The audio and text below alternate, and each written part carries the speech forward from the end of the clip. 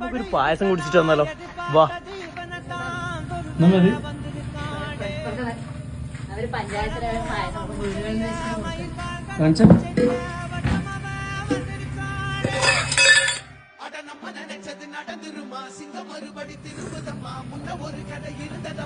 ഈ പരിപ്രദം പായസത്തിൽ ഏകദേശം ഒരു 250 കാലറി ഉണ്ടാവും.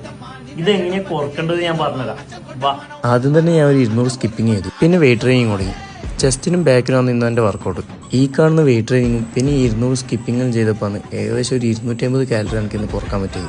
ഒരു 250 ഗ്രാം കാലറി കുറക്കാൻ വേണ്ടി ഏകദേശം ഒരു 1 മണിക്കൂർ വർക്കൗട്ട് ഞാൻ ചെയ്യേണ്ടി വന്നു.